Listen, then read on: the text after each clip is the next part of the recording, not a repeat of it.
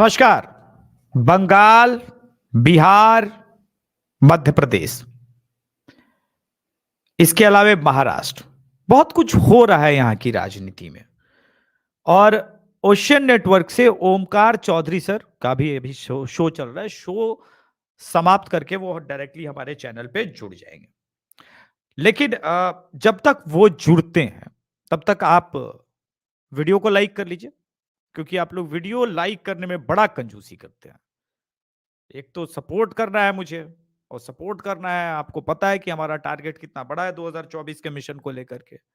और video like करने में भी कंजूसी करेंगे तो कैसे चलेगा? हैं? ये तो ठीक नहीं है। तो चलिए लाइक कर लीजिए। लेकिन तब तक मैं बंगाल के और बिहार के न्यूज़ बता दूं। ओमकार सर को बेसिकली मैंने महाराष्ट्र के संदर्भ में बात करने के लिए बुलाया था, तब तक वो आ जाएंगे चैनल पे। सबसे पहले मैं थोड़ा बंगाल को लेकर के आपको अपडेट कर दूं। बंगाल के बारे में आपको जानकारियां नहीं होगी कि बंगाल में बहुत कुछ चल रहा है। और कोई राइट विंग का यूट्यूब चैनल रेयरली बंगाल पे अभी बात भी करता है, लेकिन मैं चाहता हूं कि आपको बंगाल, बिहार, यूपी, एमपी हर जगह का अपडेट मिलता रहे कि बीजेपी कर क्या रही है। तो 2024 में बीजेपी का एक प्लान हो गया है एग्जीक्यूट। आपको मैंने बहुत पहले एक बार बताया था बंगाल पे जब शो किया था कि बंगाल में बीजेपी जनसंपर्क यात्रा तो करेगी, लेकिन इसके अलावे अभी शुभेंदु अधिकारी और दिलीप घोष दोनों को बता दिया गया है कि आप लोग की तरफ जो आप लोग का एरिया हम विभाजित कर रहे हैं, जो ज्यादा लोकसभा में बेहतर परफॉर्म करेगा उसके लिए बंगाल की राजनीति भविष्य की राजनीति होगी। तो 2024 चुनाव से पहले जनसंपर्क फिर से स्टैब्लिश किया जा रहा है। अब ये बड़ी खबर क्यों है बंगाल को लेकर के? देखिए अभी आप लोग जानते होंगे तथागत रॉय सर के बारे में कि तथागत रॉय सर का एक रिसेंटली ट्वीट आया था जिसपे उन्होंने कहा था कि क्या बीजेपी टीएमसी में साठगांठ चल रहा है क्या? इसके बाद हड़कंप मच गया। कई लोगों ने शोज किए, कई लोगों ने बहुत सारी बातें की, पर मैं बता रहा हूं कि बंगाल में चल क्या रहा है। आप थोड़ा ध्यान दीजिए। टीएमसी के जो लोग पकड़े गए वो अभिषेक बनर्जी के क्लोजेस्ट नहीं है। टीएमसी का अभी जो भी रैकेट है वो तो चल रहा है, लेकिन जो पकड़े गए हैं लोग, ये इंफॉर्मेशन किसने लीक की टीएमसी के भीतर से? लोकेश चटर्जी, ये किसी के पास जो पैसे पकड़े जा रहे हैं, ये कौन लोग हैं? सब के सब ममता बनर्जी के करीबी थे ना? अच्छा, ममता बनर्जी के करीबी पकड़े जा रहे हैं, उनकी गर्लफ्रेंड के घर पे कितना पैसा रखा हुआ है ये कौन बता रहा है? इंटरेस्टिंग बात है ना? ये सारी खबर कोई तो है टीएमसी का। तो इसी वजह से तथागत रॉय को यह संदेह हुआ कि क्या तृणमूल कांग्रेस के भीतर में कोई है जो बीजेपी के टॉप लीडरशिप को कुछ इंफॉर्मेशन दे रहा है, और है तो वो कौन है? लेकिन भाजपा ये नहीं चाहती कि किसी को पता चले बंगाल में क्या चल रहा है। भाजपा के पास सबसे बड़ा चैलेंज क्या है? भाजपा के बाद इस वक्त जो है सबसे बड़ा चैलेंज ये है कि किस मुंह से जाएगी उन वोटर के पास जिन पर 2021 में चुनाव के बाद 2 मई से लगातार अत्याचार हुए। बंगाल से सीटें तो आपको चाहिए, तो मोदी सरकार को भी बताना पड़ेगा ना, अपनी भूल सुधारनी होगी। जो भूल है वो बहुत भयंकर है। बंगाल के कार्यकर्ताओं को छोड़िए, बंगाल के बड़े बड़े लोगों सबको पीछे जो है, सबने साथ छोड़ दिया था बंगाल में। तो जब साथ छोड़ दिए बंगाल में आप लोग, ठीक है आपने साथ छोड़ दिया बंगाल में, लेकिन अब तो भाई ये सवाल पूछा जाएगा। ठीक है, ये सवाल, एक सेकंड जरा, ये क्या चल रहा है भाई? ये दो दो में ऑन है क्या? अच्छा यहाँ पे ये, हाँ एक सेकंड एक सेकंड, मैं आ रहा हूं। तो ये सवाल तो पूछा जाएगा, बंगाल के मानुस भी पूछेंगे कि जब हम ने आपके लिए सब त्याग दिया था वेस्ट बंगाल में, तो जेपी नड्डा को तो आना चाहिए था हमसे। बात करने के लिए, नहीं आए। लेकिन उस वक्त हालात अलग थे। बीजेपी को जब बीजेपी ने जब शुवेंदु अधिकारी को कमान दिया, अपनी लीडरशिप दी, तो शुवेंदु अधिकारी के नेतृत्व में क्या हुआ बंगाल में कि धीरे धीरे शुवेंदु अधिकारी ने अपने कैडर्स तक बात पहुंचाई, फिर रीस्टैब्लिश किया गया लोगों को, फिर जोड़ा गया, फिर कॉन्फिडेंस जगाया गया, उसमें संघ, वीएचपी और छोटे छोटे कई हिंदू संगठनों को फंड किया गया। बहुत लंबी स्टोरी है ये। जो पूरा संघ है, ये पूरा ये इंटीरियर इलाकों में जा जा करके इसने काम किए और बहुत मेहनत किया। एक बार मैं जरा देख लूं ओशन नेटवर्क पे सर जो है वो अभी तक चल रहा है क्या, ओशन नेटवर्क का लाइव, ताकि पता चल जाए। हाँ, अभी सर का लाइव चल रहा है। उन्होंने कहा था कि 10-12 मिनट लेट से वो जुड़ेंगे, लेकिन जो मुद्दे हैं वो मैं बताता हूं। इसके बाद ये तमाम चीजें हुई, लेकिन लोगों को यह किसी ने नहीं बताया कि 3 महीने बाद संघ, वीएचपी और वहां के कई हिंदू संगठनों ने जा जाकर कैसे बंगाल में हिंदुओं के लिए काम किया। मैं एमपी पे आऊंगा सर, सबके प्रश्न भी लूंगा। जब तक ओशन नेटवर्क से 10-15 मिनट में ओमकार चौधरी सर भी जुड़ जाएंगे। आज संडे है तो मैंने सोचा कि आराम से आप लोग के साथ लाइव करेंगे। आप लोग वीडियो को लाइक कीजिएगा। थोड़ा अगर किसी के घर में चाय कॉफी का इशू है तो वो आप मंगा लीजिए, क्योंकि आज मैं आधे घंटे से ऊपर का लाइव भी करूंगा। पहले स्टेप बाय स्टेप, अभी बंगाल में जा रहे हैं, फिर बिहार में जाएंगे, जब महाराष्ट्र आएंगे तब तक ओमकार चौधरी सर जुड़ जाएंगे। फिर बंगाल में सिनारियो जो जैसा मैंने आपको दिखाया कि ऑलरेडी सदस्यता और लोगों से जुड़ने के लिए बीजेपी ने काम शुरू कर दिया है। तो जो सबसे प्रमुख समस्या आई बीजेपी को, ठीक है, जो भारतीय जनता पार्टी को आ रही है अभी भी बंगाल में, वो यही सवाल कि हम किस भरोसे 2024 में आपको पुनः मतदान करें। उस भरोसे को जताने के लिए ही क्या बंगालियों का, बंगाली हिंदुओं का भरोसा बीजेपी पे बने, इसीलिए पार्थो चटर्जी से लेकर के पार्थो दास चटर्जी, इन सब से लेकर के तमाम लोगों पे बीजेपी के नेतृत्व में, या यूं कहें कि ईडी, इन सब ने कार्रवाई करनी शुरू की। और तब जाकर के वापस बंगाली हिंदुओं का धीरे धीरे भरोसा बढ़ने लगा कि yes, now BJP is on right track. देखिए, सत्ता से, चूंकि ये एक पूरा भारत जो है वो एक डेमोक्रेटिक फेडरल स्ट्रक्चर है, तो वहां डेमोक्रेसी की लड़ाई आपको डेमोक्रेसी के ही अंदाज में लड़नी पड़ेगी, अनटिल अनलेस जब आप तक पावर में नहीं आ जाते। बंगाल में पुलिस से लेकर के बहुत सारी चीजें ममता बनर्जी के हाथ में हैं। तो ये तभी संभव होगा जब वो सत्ता में बीजेपी आ जाएगी, वरना ममता बनर्जी क्या, वो जो मार काट या फिर जो लेफ्ट वाला सिस्टम है, टीएमसी का जो है, उससे मुकाबला ऐसे आप नहीं कर सकते। आपको वो डेमोक्रेटिक हथियारों का इस्तेमाल करना पड़ेगा। तो ये बंगाल से खबर है। बंगाल में बीजेपी का लक्ष्य, पिछली बार 18 सीटें थी, इस बार बीजेपी ने स्वयं अपना लक्ष्य बढ़ाया 22 सीटें। ये इंटरेस्टिंग होगा कि 2024 के संदर्भ में, जहां एक तरफ बिहार के मुख्यमंत्री नीतीश कुमार ने कल क्लेम किया था कि अगर कांग्रेस हमें हां कह दे, हमारा साथ दे दे, तो हम 100 सीट के नीचे बीजेपी को समेट देंगे। चलते हैं अब बिहार की तरफ। तो नीतीश कुमार जी 100 सीट पे बीजेपी को समेटे न समेटे, जदयू के समेटे जाने का समय बहुत नजदीक आ गया। अब ये बात मैं क्यों कह रहा हूं, इसको मैं अभी दिखा देता हूं।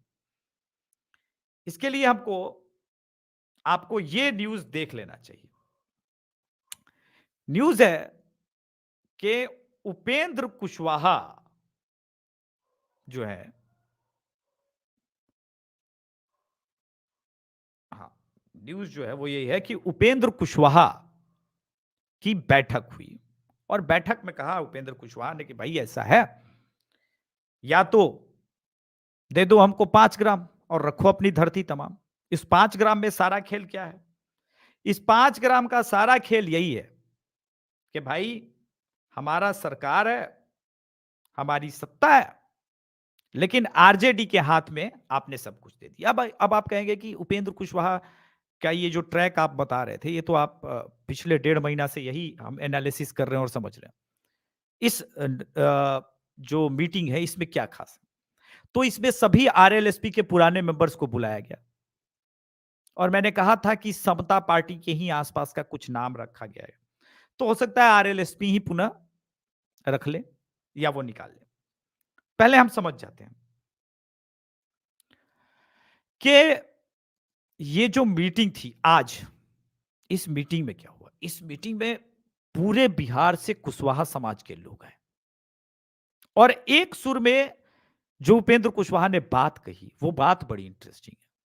उपेंद्र कुशवाहा अपनी ताकत दिखाना चाहते हैं और उन्होंने कहा कि नीतीश जी और हम जब समता पार्टी की लड़ाई लड़ रहे थे, बिहार में समता की बात, समता मतलब समानता की बात जब हम कर रहे थे, तो वो बात थी आरजेडी के जंगल राज के खिलाफ। आज नीतीश कुमार उसी जंगल राज के परिचायक बन चुके हैं, उसके साथ जुड़ चुके हैं, उनके साथ वो काम कर रहे हैं। ऐसे में बिहार का विकास कैसे होगा? अब ये वाली जो लाइन है ना, ये टिपिकल बीजेपी की लाइन है, लेकिन उनको बीजेपी में नहीं जाना। आप समझिएगा गेम प्लान जो बिहार में चल रहा है, बिहार में चल रहा है कि कुशवाहा जाति को अपमानित कराया जा रहा है यादव के हाथ से नीतीश कुमार के द्वारा, ताकि कुशवाहा जाति का वोट डिवाइड हो जाए और चला है उपेंद्र कुशवाहा के पास। लव कुश वोट का समीकरण जो है वो फिर उसके बाद आरसीपी सिंह के साथ मिलकर के एक नया समीकरण बने और नीतीश कुमार को ही बाहरी बता दिया जाएगा, लव कुश विरोधी बता दिया जाए, उनको बता दिया जाए कि वो तो जंगल राज वालों के साथ चले गए हैं और उसके बाद बीजेपी के साथ अलायंस, उसमें चिराग पासवान और ये पूरा। और इसी को लेकर के आज जो ये मीटिंग हुई थी, इस मीटिंग के बाद अब एकमात्र ऑप्शन बचता है नीतीश कुमार के पास। ये सांप चुछुंदर वाली लड़ाई है कि आप या तो उपेंद्र कुशवाहा को निकालिए पार्टी से, क्योंकि नहीं निकालेंगे तब आरजेडी अब असहज है। आज के मीटिंग के बाद बहुत असहज है, क्योंकि सारे हमले तेजस्वी यादव पे किए हैं उपेंद्र कुशवाहा ने। तब तो ये मान लेगी आरजेडी कि आप स्वयं करवा रहे हैं और मजे भी ले रहे हैं। और अगर आप निकालते हैं तो उपेंद्र कुशवाहा यही तो चाहते हैं कि उपेंद्र कुशवाहा ये कहें कि देखिए कुशवाहा जाति को अपमानित किया जा रहा है, कुशवाहा जाति के नेता को अपमानित किया जा रहा है, और उसके बाद फिर पूरा वो खेल जो है, जो नैरेटिव का खेल है, वो शुरू होगा। तो हमने बिहार की बात कर ली, बंगाल की बात कर ली। महारा अभी तक ओशियन नेटवर्क से सर नहीं जुड़े हैं। मैं उम्मीद कर रहा था कि अब तक जुड़ जाएंगे। देखना पड़ेगा कि और कितना समय लेते हैं। अभी भी उनका शायद लाइव चल ही रहा है। उन्होंने बोला तो था कि 10-15 मिनट में जुड़ जाएंगे। एनीवेज, अब आते हैं वहां से हम मध्य प्रदेश में। मध्य प्रदेश में भी पॉलिटिक्स बहुत तेजी से करवट ले रही है। इस वक्त जो समस्या है शिवराज सिंह चौहान जी के साथ, वो गंभीर होता जा रहा है। एंटी इनकम्बेंसी बढ़ता जा रहा है और शिवराज सिंह चौहान के हाथ हिंदुत्व के भी मुद्दे पे कमजोर पड़ रहे हैं, लॉ एंड ऑर्डर पे भी कमजोर पड़ रहे हैं, और तो और उनकी छवि जो है वो धीरे धीरे धूमिल हो रही है। उसके दो कारण।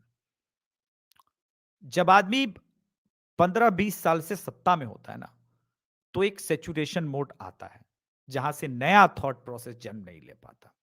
इसीलिए पार्टियों को चाहिए कि अगर वो लगातार सत्ता में है तो कम से कम मुख्यमंत्री जरूर 15 साल 10 साल के बाद बदलने का प्रयास करें। तो ये समस्या है। लेकिन मध्य प्रदेश की लड़ाई बीजेपी हार गई है ऐसा नहीं है, लेकिन मध्य प्रदेश में एक बड़ा चंक जो है, जो कोर वोटर है बीजेपी का, वो नाराज हो रहा है।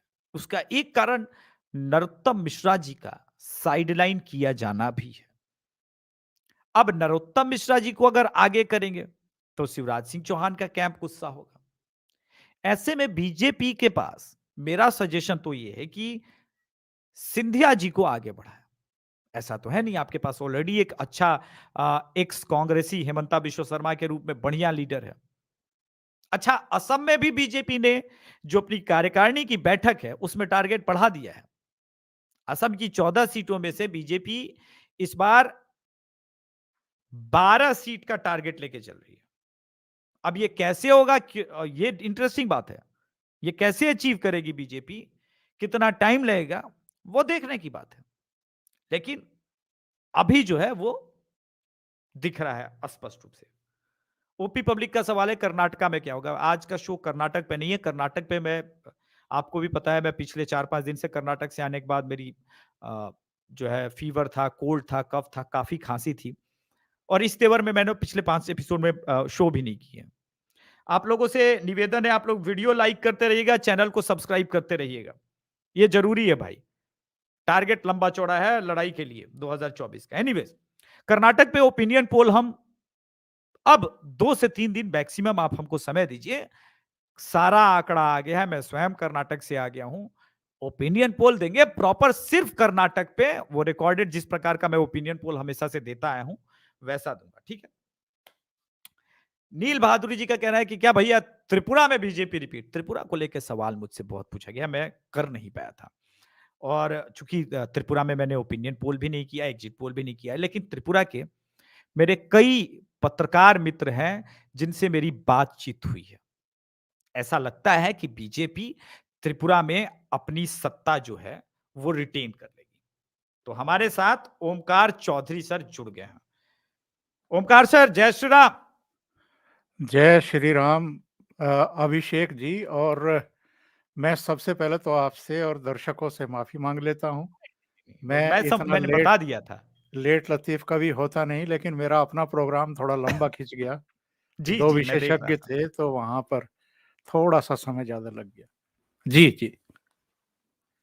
तो मैं बता रहा था कि चलिए, त्रिपुरा में तो ऑलमोस्ट अब तय माना जा रहा है कि बीजेपी की जीत होगी। मैंने बिहार बंगाल का भी बताया अपने दर्शकों को, लेकिन आपको जिस विशेष चीज के लिए बुलाया था वो सर, मेरी आपसे ऑफ कैमरा भी बात होती रहती है, फोन पे भी हमारी जब बात होती रहती है, वो है था महाराष्ट्र का टॉपिक के लिए मैंने आपको बुलाया था। सर, आपने बहुत पहले 1-1.5 साल पहले शो में बोला था कि कंगना एक महिला है, उसकी हाय लगेगी, और उसने कहा था कि आज मेरा घर टूटा है, कल तुम्हारा गुरूर टूटेगा। लेकिन ये किसी ने नहीं सोचा था कि प्रकृति का या ईश्वरीय न्याय इतना जल्दी होगा। और अब तो पार्टी भी खो दी, सिंबल भी खो दिया, और अब तो महाराष्ट्र में जो चल रहा है, क्या लग रहा है आपको सर, क्या होने वाला है महाराष्ट्र में? देखिए, एक किसी का शेर है, लोग टूट जाते हैं घर बनाने में और तुम तरस नहीं खाते बस्तियाँ जलाने में। किसी का घर अगर आप तोड़ रहे हैं, घर किसी का ऐसे ही नहीं बनता है। हम्म। बहुत अरमानों के साथ कोई अपना घर बनाता है, खून जी। पसीने की कमाई से। और अगर आप इतने बेदर्द, इतने निर्दयी और इतने बेखौफ हो जाएँ कि सत्ता, जो पावर जिसको कहते हैं, वो हाथ में आने के बाद आप किसी का घर तोड़ने के लिए बुलडोज़र भिजवा दें, हम्म। तो फिर जो कंगना रनौत के भीतर से निकला था, हम्म। वो तो बहुत स्वाभाविक प्रतिक्रिया थी उनकी तरफ से। और हम्म। इस देश में हमारी जो कल्चर है, हमारी जो संस्कृति है, उसमें सब कुछ बर्दाश्त किया जा सकता है, लेकिन आप किसी के पेट पर लात मारें या किसी का घर तोड़वा दें, इससे बुरी बात कोई नहीं मानी जाती, अभिषेक जी। और जी। बहुत सारे दर्शक इस बात से सहमत होंगे कि जब गृह प्रवेश होता है, जब नए घर में हम जाते हैं, तो हम्म। बाकायदा हवन, यज्ञ यानी शुभ कार्य जो है वो उस तरीके से किए जाते हैं। और ये जो मतलब हिंदुत्व के अपने आप को पुरोधा कहते हैं, वो अगर अ, किसी का घर इस तरीके से बुलडोज करा दें, केवल बहाना बना करके ये आपने ऐसा किया, वो ऐसा किया और गलत तरीके से आपने घर बना लिया, उसका नतीजा तो आपको भुगतना ही था। आपने तो उनका हम्म। घर तुड़वाया, हम्म। आपकी तो पार्टी टूट गई, आपकी तो सरकार टूट गई, आपकी तो हम्म। कुर्सी चली गई, आपका तो सिंबल छिन गया। अब आपके सारे फंड जो हैं वो छीनने जा रहे हैं। अभी आपके शिवसेना भवन पर भी तलवार लटक गई है। ये उनकी दरियादिली होगी कि हाँ, वो शिवसेना भवन को ना लें या छोड़ दें कि ठीक है, आप करिए जो कुछ करना है, हम अपना नया भवन बना लेंगे। वो बात लेकिन और है। ये अलग बात है, ये उनका बड़प्पन होगा। सही बात। लेकिन जिस तरह के कर्म आपने किए, और सबसे बड़ी बात ये है, जो आपका आज का सवाल भी है कि अलग-अलग राज्यों में क्या सिचुएशन रहने वाली है 2024 में। हुँ, मेरा कहना ये है कि 2019 अक्टूबर-नवंबर में जो घटनाक्रम हुआ था, हुँ, आपको अगर मुख्यमंत्री पद चाहिए था, तो आपको झूठ नहीं बोलना चाहिए था कि सही साहब बात। बाला साहब ठाकरे के रूम में बैठ कर के अमित शाह ने और देवेंद्र फडणवीस ने ये वादा किया था उद्धव ठाकरे से कि ढाई ढाई साल मुख्यमंत्री दोनों पार्टियों का होगा। और अभी 3 दिन पहले संजय राउत ने स्वीकार कर लिया ना। हाँ, उन्होंने कहा कि ये कहा था कि सत्ता का समान बंटवारा होगा। तो हुँ, सत्ता का समान बंटवारा होगा और ढाई ढाई साल मुख्यमंत्री होगा, इसमें तो जमीन आसमान का अंतर है। तो हुँ, मतलब आपने झूठ बोला और इस देश के गृह मंत्री को और भारतीय जनता पार्टी के सेकंड पोजीशन के नेता को बदनाम करने की कोशिश की, उसे झूठा ठहराने की कोशिश की। और इतना हुँ, ही नहीं, मैं अपने प्रोग्राम में बार-बार ये बात कहता रहा हूँ कि आपने केवल भारतीय जनता पार्टी को डिच नहीं किया, आपने केवल निरंतरता में देवेंद्र फडणवीस को दूसरी बार मुख्यमंत्री बनने से नहीं रोका, हुँ, बल्कि आपने महाराष्ट्र की जनता के उस जनादेश का भी अपमान किया, तिरस्कार किया, जो चाहते थे कि भारतीय जनता पार्टी और शिवसेना की मिली-जुली सरकार बन जाए। हुँ, आपने 2 ऐसी पॉलिटिकल पार्टियों के साथ मिलकर के मुख्यमंत्री पद हासिल किया, जिनसे आपकी विचारधारा नहीं मिलती थी। नहीं मिलते थे, जिन बिल्कुल। जिनके खिलाफ बाला साहब ठाकरे आजीवन संघर्ष करते रहे आइडियोलॉजी के स्तर पर।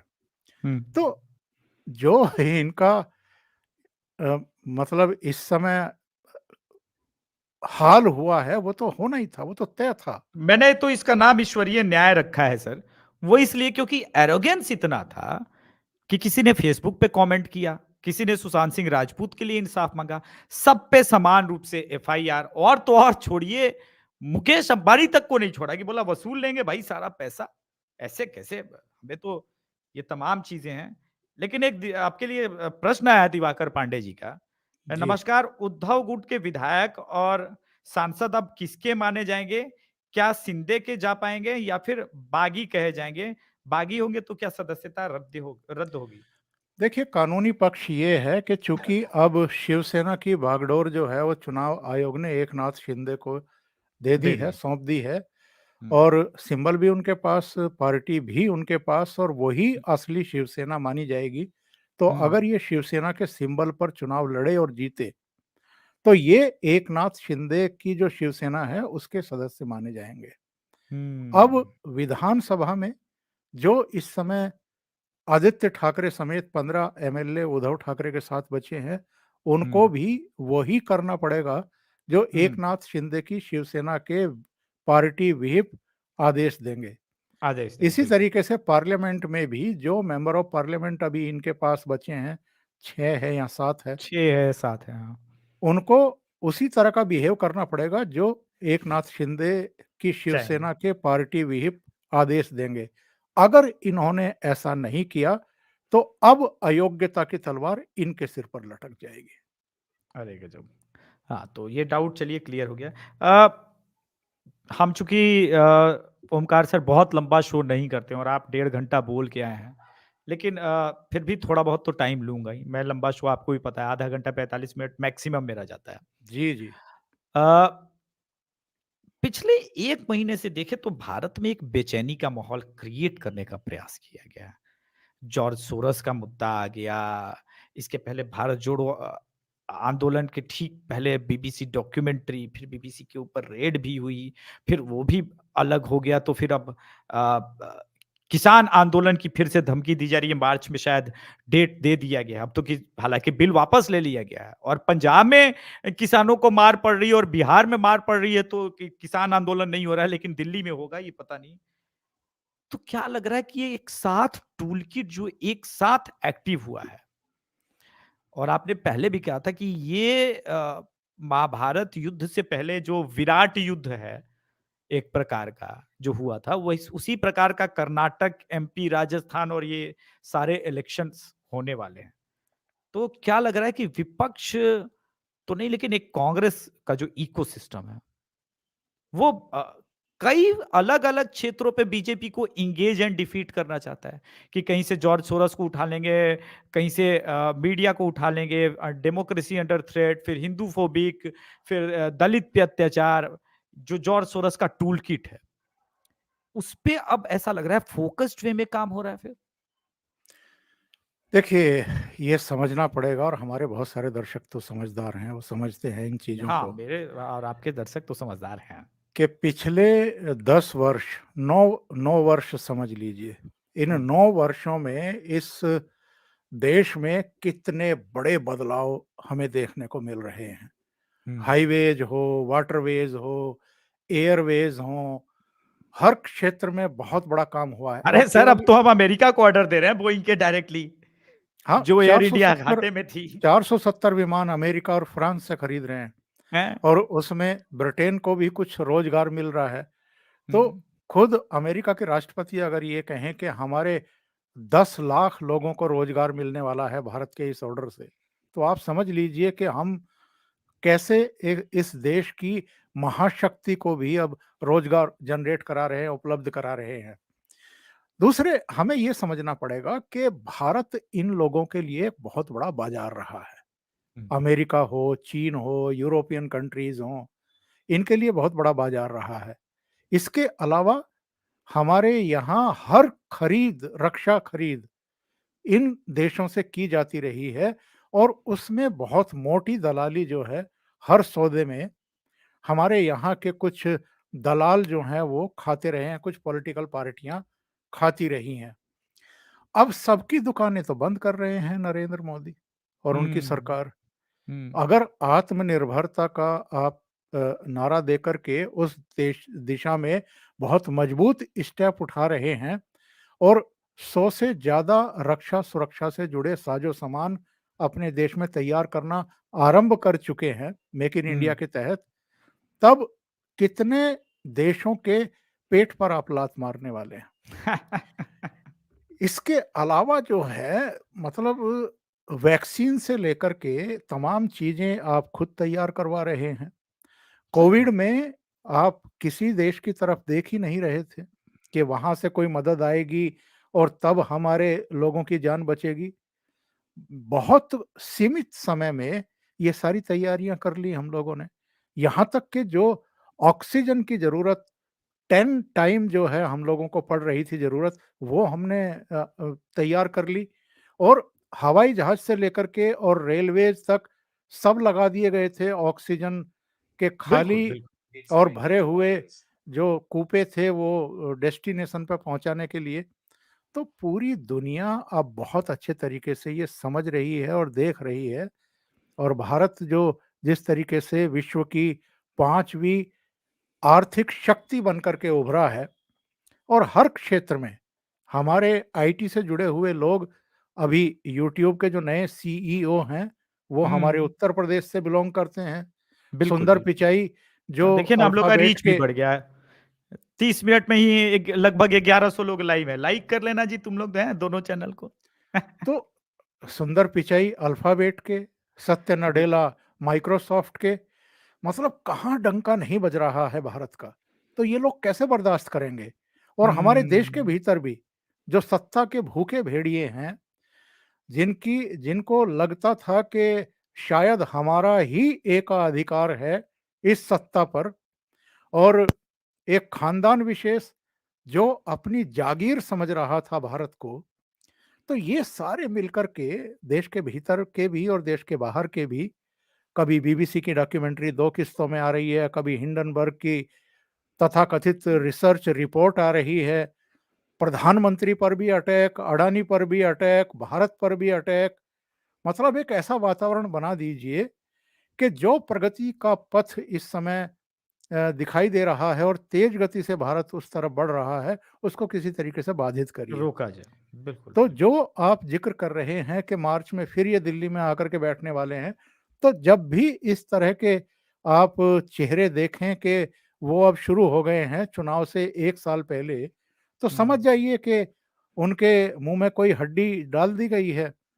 तो ये एनजीओज़ के ज़रिए, पार्टियों के ज़रिए, अलग-अलग इस तरह की जो यूनियनें हैं, उनके ज़रिए कैसे वो पैसा पहुँचाया जाता है, कैसे उनके टारगेट सेट किए जाते हैं, आपको ये सड़क रोकनी है, आपको ये विकास की गति रोकनी है, ये बड़ा प्रोजेक्ट आ गया है तो आपको आप कैसे इसमें अड़ंगे लगाने हैं, कैसे उसको मतलब देर तक रोके रखना है, ये सारा कुछ ये विदेशी ताकतें और कुछ देश, हुँ। चाइना जिस तरीके से अप्रैल 2020 से पूर्वी लद्दाख में गुस्ताखी कर रहा था, फिर अरुणाचल प्रदेश में गुस्ताखी की, अभी भी एलएसी को गर्म किए हुए है। अमेरिका वैसे तो वैश्विक मंचों पर भारतीय प्रधानमंत्री के साथ बड़ा गर्मजोशी से मिलता है, लेकिन क्या भीतर से वो भारत के विकास के इन कदमों को पसंद करेगा? तो अरे, इसके इस लिए वक़्त तो कोई बड़ी कोई फोर्ड लड़ाई है। फाउंडेशन ढूँढेगा, कोई हाँ। जॉर्ज सोरोस ढूँढेगा। तो इस तरह के ये सारे जो स्टेप हैं, जो षड्यंत्र हैं, ये भारत के विरुद्ध किए जा रहे हैं और जिस तरह से जॉर्ज सोरोस ने पढ़ कर के नरेंद्र मोदी के खिलाफ, अडानी के खिलाफ प्रोपेगेंडा फैलाया है और ये कहा है कि हम वहाँ लोकतंत्र बहाल करेंगे। हुँ, अरे भई! तुम वामपंथी लोग क्या लोकतंत्र बहाल करोगे भारत में? जिन देशों में तुम रहे हो सत्ता में, वहाँ तो तुमने लोकतंत्र पनपने नहीं दिया और भारत जहाँ पूर्ण बहुमत की 2 बार सरकार बनी है, मतलब 1984 के बाद किसी पार्टी को 2014 में आकर के पूर्ण बहुमत मिला है, वहाँ आप लोकतंत्र बहाल करेंगे। लोकतंत्र हुँ, आप इसलिए लोकतंत्र की दुहाई दे रहे हैं, क्योंकि आप लोगों की दुकानें बंद होने जा रही हैं। जो साजिशें आप रचते आ रहे हैं, वो साजिशें अब फलीभूत नहीं होंगी और इन सारी हुँ, ताकतों को और देश के भीतर भी बैठी हुई कुछ ताकतों को मजबूत प्रधानमंत्री नहीं चाहिए, मजबूर प्रधानमंत्री चाहिए।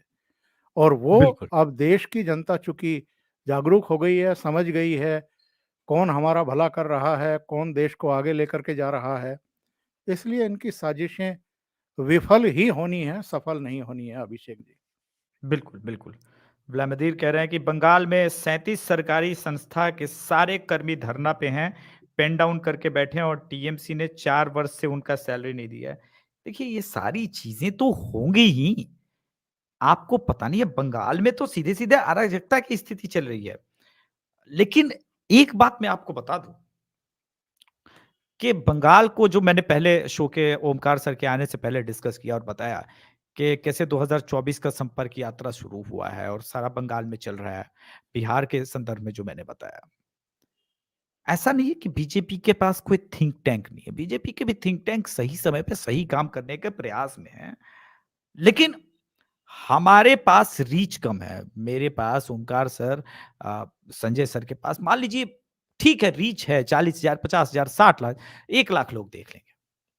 लेकिन ये एक ऑर्गेनिक रीच है। हमारे पास कोई पैसे का और संसाधन नहीं है जो हम नैरेटिव बिल्ड कर सकते हैं। लेकिन हमको ये ज़रूर समझना है कि 2024 में कोई ऊंच-नीच ना हो, इसलिए एक-एक नैरेटिव को ध्वस्त करना बहुत आवश्यक है कि इस देश में ऐसा क्या है कि तेजस्वी यादव, लालू प्रसाद यादव का भी मीडिया गुणगान कर रहा है। अरे, इनसे ज्यादा करप्ट, बेईमान और बिहार को पीछे ले जाने वाला, मैं तो कम से कम बिहार का हूं तो जिम्मेदारी के साथ ये बात बोलता हूं। जिस स्टेट का स्वास्थ्य बर्बाद हो, शिक्षा बर्बाद हो, जहां के लोग पलायन करते हो नौकरी के लिए, एजुकेशन के लिए, उस स्टेट के मंत्रियों के और नेताओं के गुण गा रही है मीडिया। आप समझ रहे हैं कि देश में समाजवाद के नाम पे ये क्या लेना चाहते हैं और सोरस वगैरह। तो वो सारी बातें और हैं। जल्दी हम ओशियन नेटवर्क पे भी एक बिहार पे विस्तृत चर्चा करेंगे। जी, कल एक ही 2 दिन। करेंगे। कल ही जी, करेंगे। बिल्कुल। ओमकार सर, शो में आने के लिए बहुत-बहुत धन्यवाद सर। आप पिछले 2 घंटे से लाइव हैं, मैं आपका ज़्यादा समय नहीं लूँगा। महाराष्ट्र पे आपने हमारे दर्शकों को बहुत सारा ज्ञान दिया, उसके लिए बहुत-बहुत आभार। थैंक यू सो धन्यवाद सर। मच। सभी को मेरा नमस्कार और आपको भी धन्यवाद बुलाने के लिए। Thank you so much. नमस्कार। दर्शकों से निवेदन है, आप चैनल को सब्सक्राइब करेंगे, वीडियो को लाइक करेंगे। G20 आपके सवाल ले लेता हूँ। Ishan Tomar sir, thank you so much for your support and super chat. ये बहुत इंपॉर्टेंट ज़रूरी था। G20 को लेकर के किसान देखिए, सिर्फ G20 की बात ही नहीं है, वैश्विक मंच पे ये साबित कर रहा है अगले 1 साल में इनको कि भारत में अराजकता का माहौल है।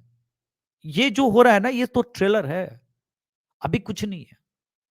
अभी हमें और आपको बहुत मेहनत करना पड़ेगा अगले 1 साल तक, चाहे कोई कुछ भी बोले, यही समय है देश के लिए, राष्ट्र के लिए और नरेंद्र मोदी के लिए खड़े होने का। जय श्री राम। और जो लोग मुझे कहते हैं कि भैया आप ये पत्रकारिता कर रहे हैं क्या, तो मैं एक बात बता दूं, मैं निष्पक्ष नहीं हूं, मेरा एक पक्ष है और मैं मानता हूं कि बीजेपी में कई बुराइयां हो सकती हैं, मोदी में भी कई बुराइयां हो सकती है, लेकिन मेरी विचारधारा डेफिनेटली बीजेपी के प्रति है। जय श्री राम। कहते हैं ना, गौरी लंकेश बीजेपी विरोधी पत्रकार थी, वैसे ही अभिषेक तिवारी जो है बीजेपी समर्थन करने वाला पत्रकार है। धन्यवाद। दिवाकर भाई कह रहे हैं अभिषेक कौन है बिहार का चेहरा, यार हम ही को बना दो, हमसे बढ़िया सीएम कौन होगा बिहार में।